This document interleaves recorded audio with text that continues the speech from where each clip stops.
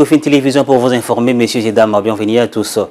Par ordonnance présidentielle lue ce lundi 23 février, le président de la République, Félix-Antoine Tshisekedi, a procédé à plusieurs nominations à la tête de certaines entreprises publiques, dont la mise en place d'un nouveau comité de gestion à la GECAMINE. L'ancien PCA de la GECAMINE est désormais nommé directeur général de la société aurifère du Kivu et du Maniema Sakima, dans le cadre d'un vaste mouvement de mise en place de nouvelles équipes dirigeantes également à la société minière des Kilomoto Sokimo, à l'autorité de régulation du secteur de l'électricité ARE, ainsi qu'à la régie des voies aériennes RVA. On écoute à propos Tina Salama, porte-parole du président de la République, dans cet extrait sélectionné par Ben Chokuta.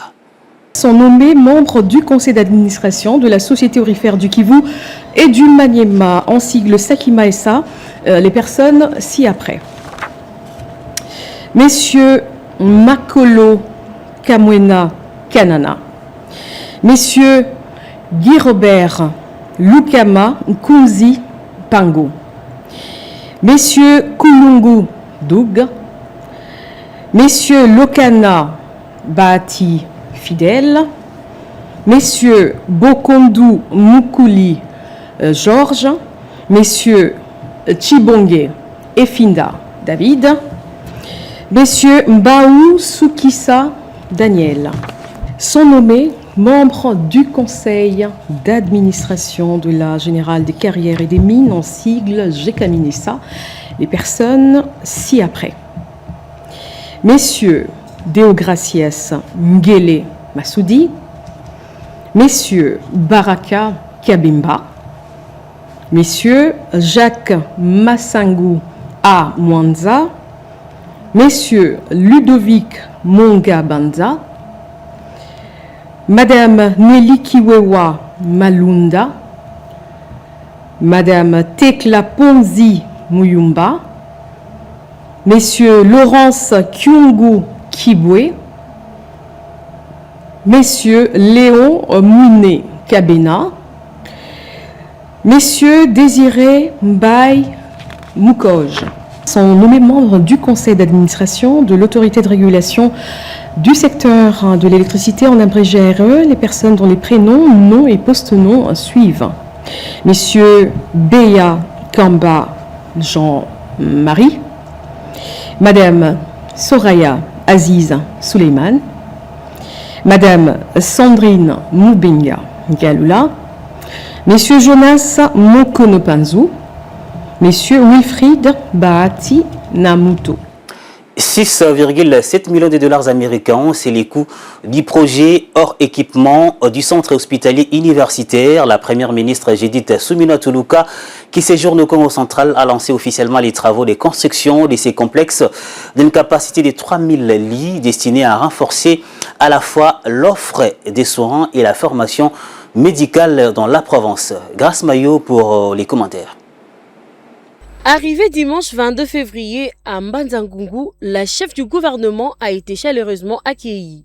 Étudiants, cadres politiques, opérateurs économiques et mouvements de jeunesse ont convergé massivement vers le lieu de rassemblement pour marquer leur soutien à ces projets structurants. Devant cette foule, Judith Suminwa a salué l'engagement de la population et rappelé le sens de sa visite, lancer officiellement les travaux d'un complexe hospitalier destiné à renforcer la formation médicale et améliorer l'accès aux soins dans la province.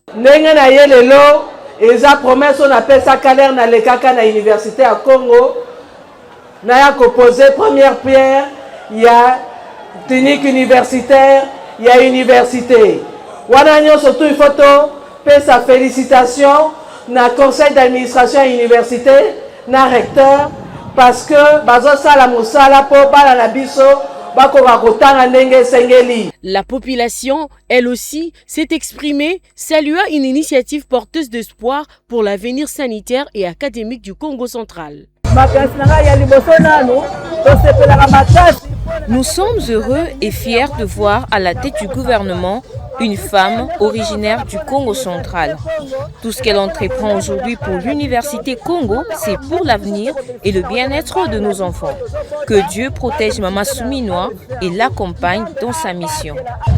à protéger maman Souminois. Sur le plan financier, le coût global des cliniques universitaires est estimé à 6,7 millions de dollars américains, auxquels s'ajoutent 2,5 millions pour l'acquisition des équipements médicaux. Les travaux du premier module devraient s'étendre sur une période de 10 mois. Au-delà de ces infrastructures, l'Université Congo envisage un vaste complexe médical dont la réalisation complète est projetée sur 5 ans pour un montant estimé à 50 millions de dollars.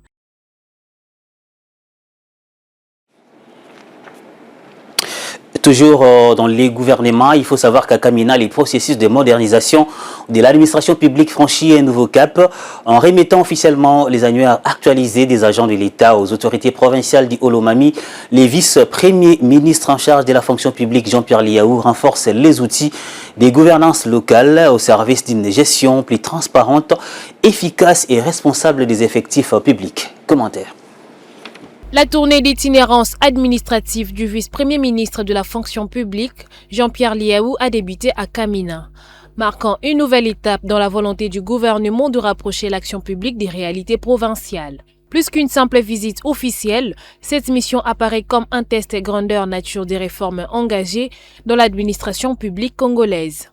En parcourant l'espace Grand Katanga, notamment le Olomami, les Haut-Katanga, le Tanganyika et les Lualaba, l'objectif est de mesurer l'efficacité de l'administration déconcentrée et corriger les écarts entre les réformes décidées à Kinshasa et leur application sur le terrain. Nous sommes en train de faire une tournée partout à travers le territoire national. C'est une question de calendrier. Maintenant, c'est l'étape du Grand Katanga. Après Kamina, je suis à Kalemi, dans le Tanganyika. Et puis après, je serai à Kolwezi et ensuite après à Lubumbashi. Nous sommes en train d'aller partout. Et je suis ici aujourd'hui à Kalemi, qui est le chef-lieu donc de la province du Tanganyika, pour pouvoir faire le point avec les autorités provinciales de l'état de fonctionnement des administrations déconcentrées ici dans le Tanganyika. Les difficultés que les fonctionnaires rencontrent dans l'accomplissement de leur mission. Essayer de voir comment y apporter des solutions idoines pouvant replacer ces administrations dans un état de fonctionnement normal pour pouvoir aider l'État à s'affirmer davantage. La publication de l'annuaire des agents publics constitue un symbole fort de cette démarche. En dotant la province un outil fiable de gestion des ressources humaines, l'État cherche à renforcer la transparence, assainir les effectifs et améliorer la gouvernance administrative. On va parler de la fiscalité et de la comptabilité. Il faut savoir qu'il s'est ouvert ce lundi 23 février 2026 au siège du Conseil permanent de la comptabilité au Congo CPCC, une matinée fiscale consacrée aux réformes introduites dans la loi des finances de l'exercice 2026. Pour cette première journée, les professionnels des chiffres ont été invités à approfondir leurs connaissances sur la problématique de l'impôt sur les sociétés IS et de l'impôt sur les revenus et des personnes physiques IRPP. Suivez.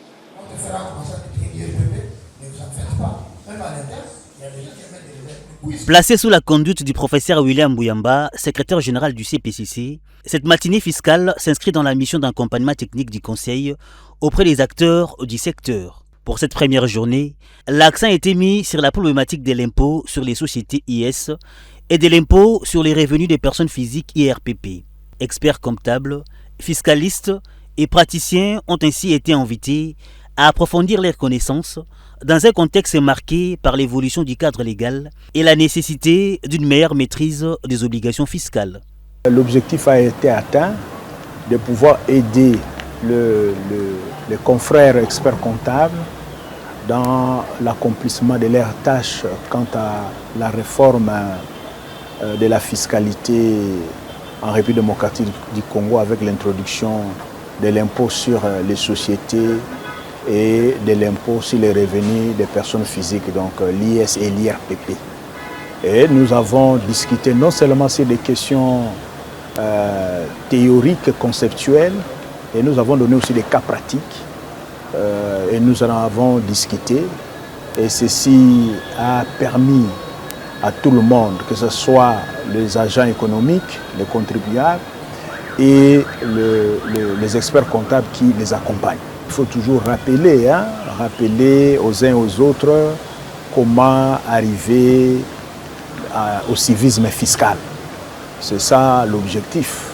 On le dit en latin, tota vita scola est. Toute la vie, c'est une école, on apprendra toujours. Et donc, il était question de mettre à jour nos connaissances en la matière au regard des dispositions de la loi. À travers cette session d'actualisation, le CPCC réaffirme sa volonté de contribuer à la modernisation des pratiques fiscales en République démocratique du Congo, tout en préparant les professionnels à faire face aux exigences croissantes de la gouvernance financière.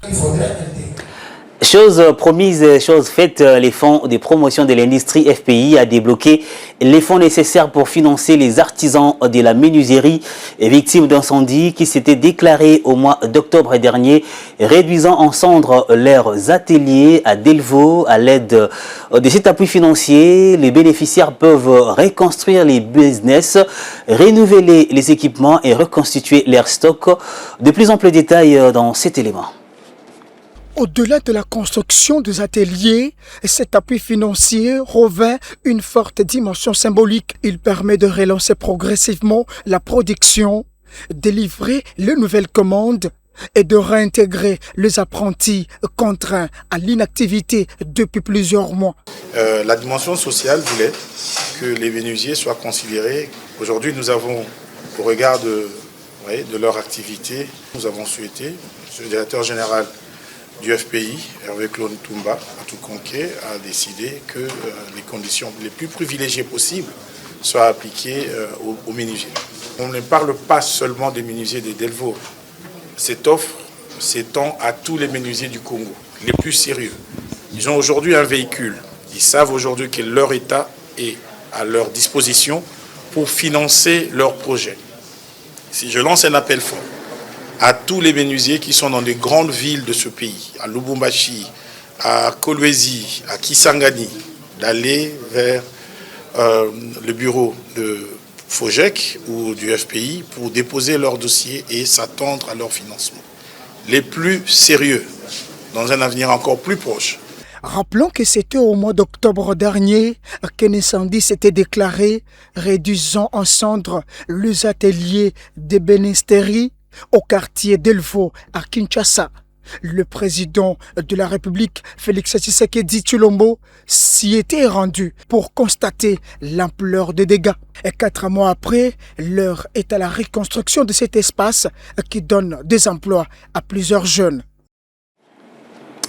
Cet élément a été annoncé à la vitrine de ces journaux environ 2 semaines après les déguerpissements des habitants des quartiers Pakadjouma et Kawele, 2 bidonvilles situés dans la commune de Limete à Kinshasa. Quelques victimes continuent à occuper les sites envahis par des décombres. Sans abri ni moyen de survie, les conditions de vie paraissent à première vue très précaires. C'est nonobstant les mesures annoncées pour leur prise en charge. Dans ces dossiers, André Ikoma et Edi Boma vont à la rencontre des concernés. Dur à l'ex, c'est de l'ex. La loi est dure, mais c'est la loi, dit-on. Si c'est ainsi qu'on peut se résumer la situation dans ces bidonvilles, les conditions de vie de victimes, elles laissent toutefois à désirer. Réputés depuis des décennies comme foyer de l'insécurité, de propagation de maladies et de l'insalubrité criante, échappant au contrôle de l'État, le quartier Pakadjouma se trouvait enfin maîtrisé après une opération de grande envergure de déguerpissement lancée par l'hôtel de ville de Kinshasa. Selon l'autorité urbaine, cette opération vise à aménager ces domaines de l'État attribués à l'ONATRA, ce dans le cadre du projet de relance de trains urbains pour désengorger la capitale. Le motif étant valable pour justifier l'opération, mais les conséquences sont désastreuses. Les traces de cette opération sont encore visibles. Tas de briques, tôles, ondulées, arrachées. Le paysage est empreint de débris et décombres. Paradoxe, dans ces tas de détritus, des familles y résident encore. D'ailleurs, elles ne savent pas à quel sens se vouer, confie-t-elle. Nous sommes là parce que nous n'avons pas là où aller. Dans les sites qu'on nous propose là-bas, il n'y a rien, ni espace, ni à manger. Nous allons faire comment? Si les uns dénoncent l'opacité autour des conditions devant leur être réservées, d'autres par ailleurs déplorent le fait que les sites mis en leur disposition ne répondent pas aux conditions d'hébergement. Mais là où on a amené les gens, le même jour, où il n'y a pas un dispensaire, il n'y a pas des infirmiers, est-ce qu'ils se sont préparés pour ça? Oh non, ici, il y a un Zamba. Dites-moi maintenant, fièvre na Boutou.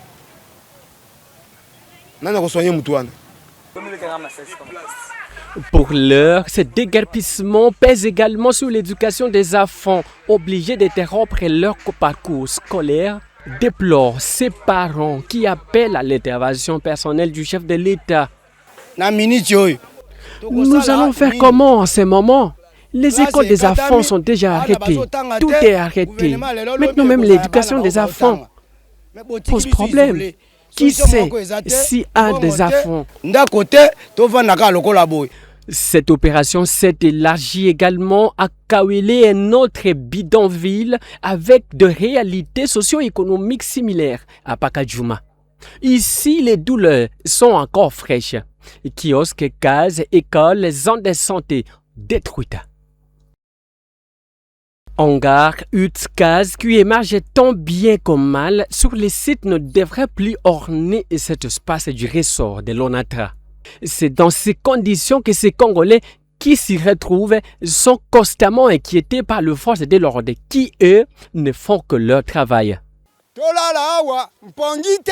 Il n'y a pas moyen de vivre en ce moment. Nous sommes en tout moment pourchassés par les services de l'ordre. La plupart d'entre nous étaient enseignants. Mais comme les écoles sont détruites, on n'est pas payé.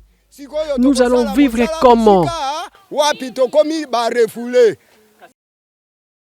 Acteurs de la société civile, organisations non gouvernementales, humanitaires, tous sont préoccupés par la précarité du niveau de vie auquel sont exposés les Congolais en pleine capitale. Le gouvernement n'est pas en faux en mettant justement cette population dehors parce que ce site-là a toujours appartenu à l'ONATRA. Mais le problème, le vice, se pose au niveau de la procédure. Vous savez, cette catégorie de femmes n'est pas comme toutes les autres. C'est une couche de la population qui n'a pas d'autre endroit où aller. Alors, avant justement de pouvoir les déguerpir, l'État congolais devait prévoir un site pas très emménagé, mais quand même assez vivable, avec de l'eau potable, avec des toilettes et quand même, je disais, peut-être des maisons préfabriquées, justement pour les abriter. Si l'initiative répond à un impératif, libérer les espaces publics. Néanmoins, les conditions de vie auxquelles les gens sont exposés aux environs de ces bidonvilles peuvent engendrer bien d'autres maux. Le gouvernement qui se prépare à une réponse efficace et définitive est appelé à accélérer le processus, car les constats sur le terrain nécessitent d'extrêmes urgences, une réponse appropriée. Une mission du ministère de l'Agriculture a réuni les week-ends derniers dans la province de la Chopo, au centre d'accueil du Rwenzori, les principaux acteurs du secteur agricole pour une conférence d'échange consacrée à la campagne agricole 2025-2026. L'objectif principal était d'identifier les ressources et les coopératives agricoles œuvrant dans la province de la Chopo, cartographier les acteurs et évaluer les potentiels du secteur dans la mise en œuvre de la mission du chef de l'État, celle de la revanche du sol sur les sous-sols. Benita Isiabo.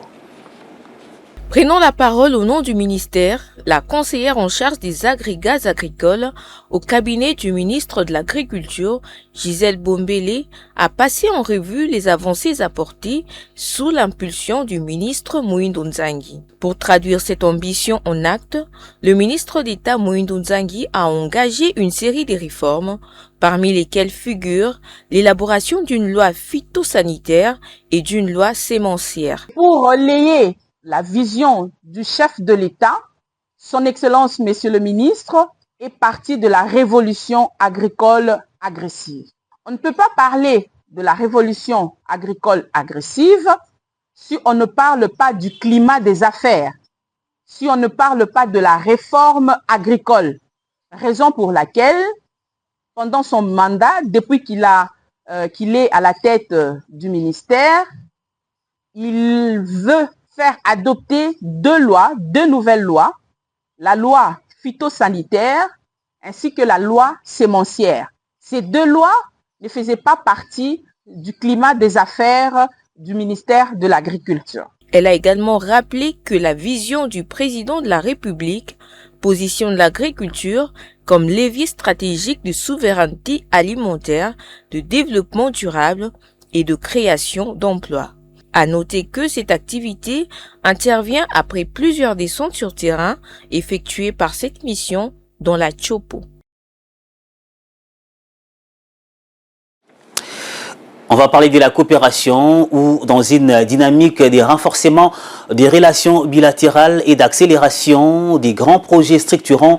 La province du Lualaba a accueilli une mission présidentielle zambienne venue consolider les engagements pris au plus haut niveau entre Lusaka et Kinshasa au cœur des échanges infrastructures stratégiques, intégration régionale et nouvelles opportunités d'investissement au bénéfice de deux pays. Reportage. La gouverneure du Lualaba a reçu samedi 21 février 2026 une délégation du cabinet du président de la République de Zambie, Hakainde Hichilema, venue à Kolwezi dans le cadre du suivi des engagements bilatéraux conclus entre les chefs d'État de la Zambie et de la RDC.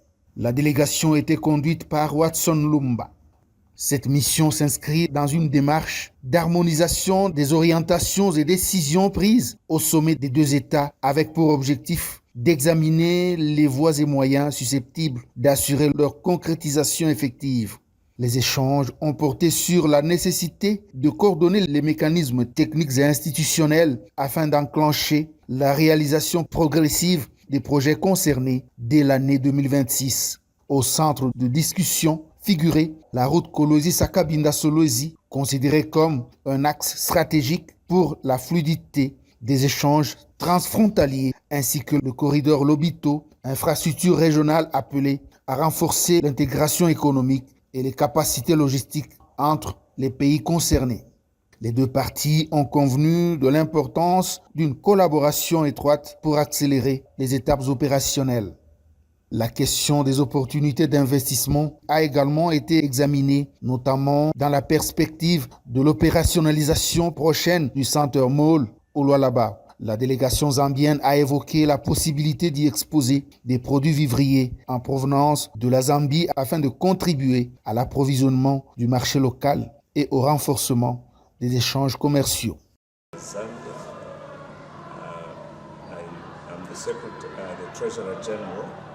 The United Party for National Development. This is the party which is in... Il a estimé que Kolwezi présente aujourd'hui une dynamique de développement remarquable. Selon lui, si le rythme actuel est maintenu, le Lualaba pourrait s'imposer comme un pôle économique majeur dans la sous-région. Restons toujours dans la province du Lualaba où une délégation chargée de la formalisation venue de la ville-province de Kinshasa a été reçue par la ministre provinciale de l'économie Lydia Kapapa Kalassa dans la matinée du 19 février dernier dans son cabinet et du travail.